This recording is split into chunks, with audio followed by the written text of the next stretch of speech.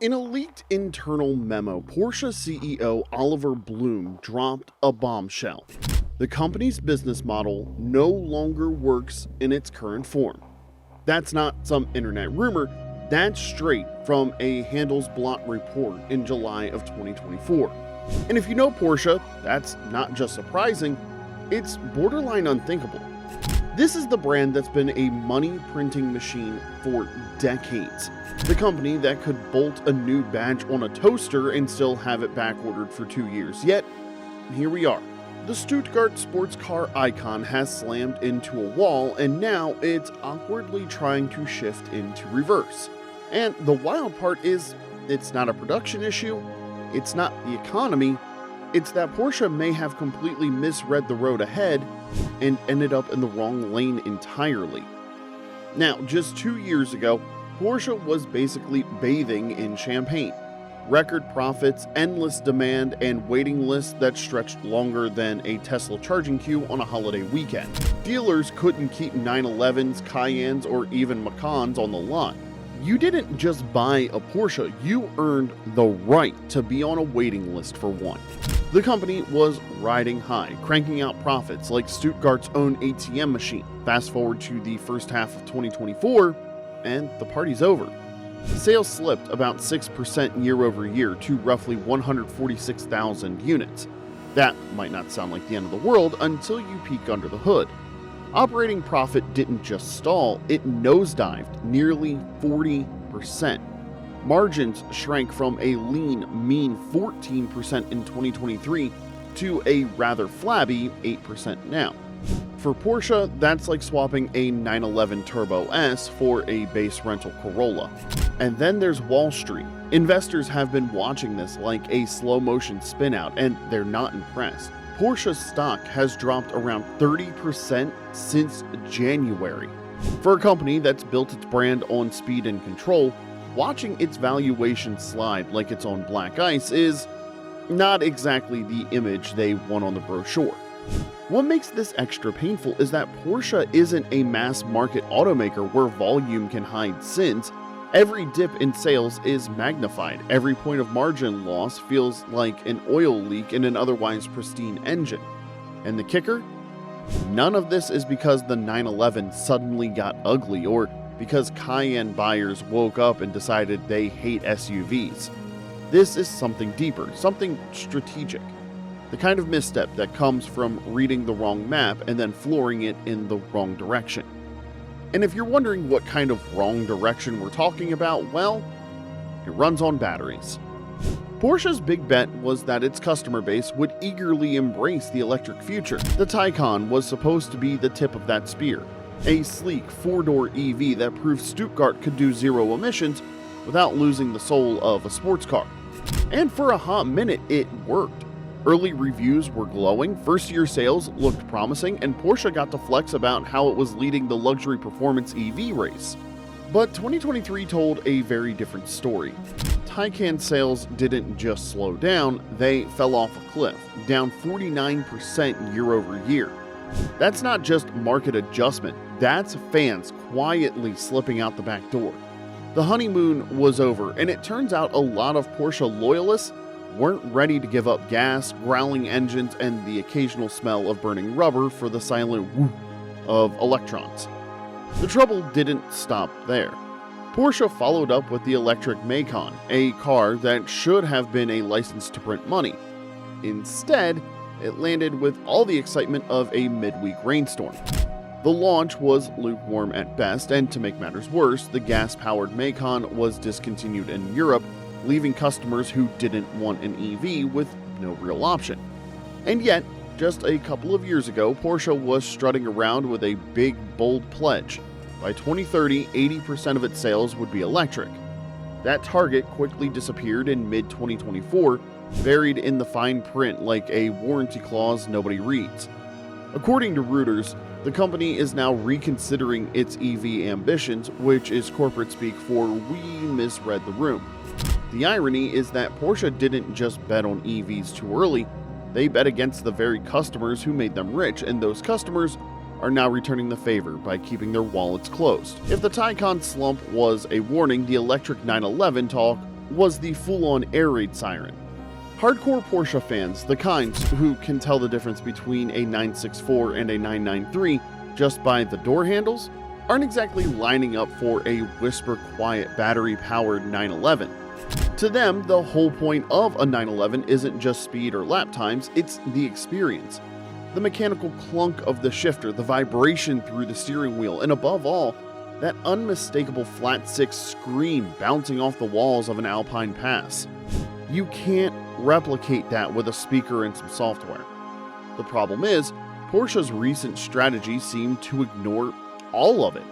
They doubled down on tech, range figures, charging speeds, torque delivery curves, while overlooking the intangible stuff that actually makes a Porsche feel like a Porsche. Heritage, emotion, and yeah, the sound. That soul-stirring, hair-raising exhaust note has been part of the brand's identity for decades. Strip it away and you might have something fast and efficient, but it's not what lifelong Porsche drivers grew up loving.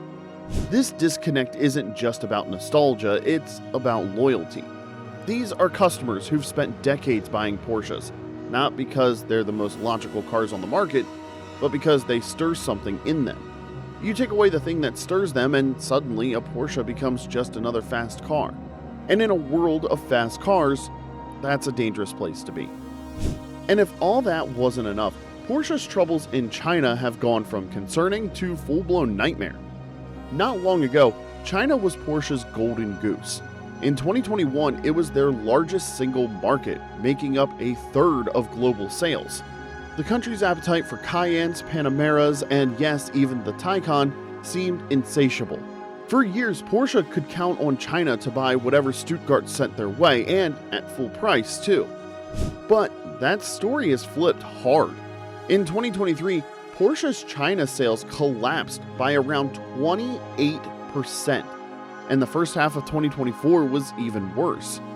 This isn't a dip, this is a cliff. The market that once carried Porsche's growth is now dragging down the global markets. The reason is as brutal as it is simple. Chinese buyers have moved on. The same luxury customers Porsche used to court are now snapping up domestic EVs from brands like BYD and NIO.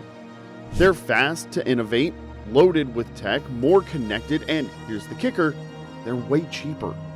Why buy a Taycan when you can get a local EV with more range, a bigger screen, and a better self-driving suite for half the price? It's a painful reality check for Porsche. In China, they're no longer the tech leader. They're the expensive foreign brand that feels a step behind. And in a market that moves as fast as China's, a step behind is basically a retirement plan. While China slips away, Porsche's new biggest market is the United States, and you'd think that would be a safe haven.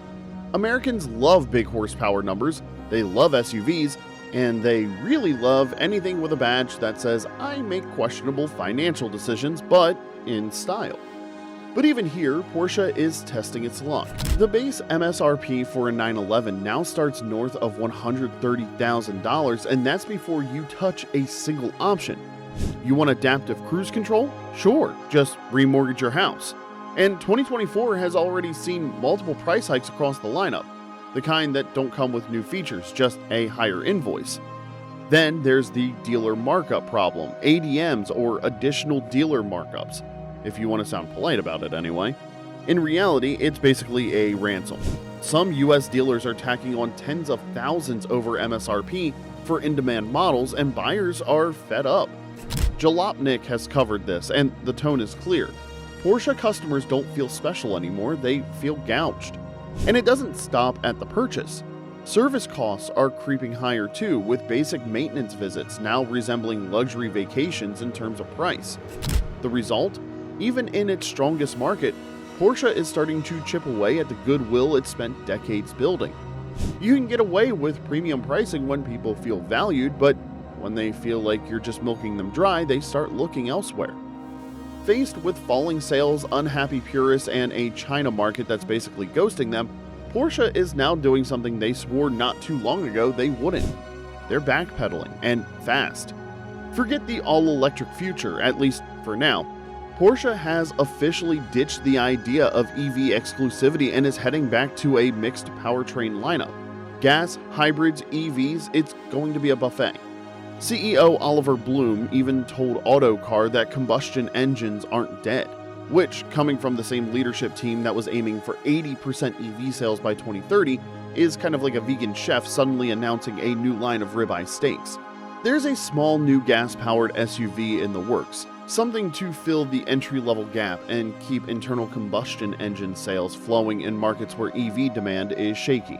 And those beloved internal combustion models, well, you can expect their production life to be stretched a little longer than originally planned. It's Porsche quietly telling its base, hey, remember how you liked the old stuff? Yeah, we still make it, so please come back. That doesn't mean they're abandoning EVs entirely either, though. The second generation Taycan and the upcoming electric Cayenne are still in the pipeline, and both have to succeed if Porsche wants to restore its tech leader credibility. But make no mistake, this is a strategic U-turn. Porsche isn't just hedging its bets, it's rebuilding the very roadmap it spent the last 5 years telling us was the future. For all the red flags, it's not like Porsche has forgotten how to make magic. The GT and RS models still sell out faster than you can refresh the configurator page, and they remain rolling proof that when Porsche leans into what it does best, raw, emotional, hair-raising performance, it still owns the game. The challenge now isn't about speed or engineering capability, it's about balance. Porsche needs to walk that fine line between pushing technological innovation and preserving the raw mechanical thrill that made people fall in love with the brand in the first place. EVs can absolutely be part of that future, but they can't be the only future, at least not yet. If there's a way forward, it's going to be a hybrid one, both in terms of powertrains and philosophy. Keep the combustion heart beating for the purists, push EV tech for the innovators, and meet in the middle with hybrids that can bridge the gap. In other words, remember the fans, respect the heritage, and don't bet the whole brand on a future your base isn't ready for. Because if Porsche can thread that needle, they won't just recover, they might finally prove that Stuttgart really does know how to read the road ahead.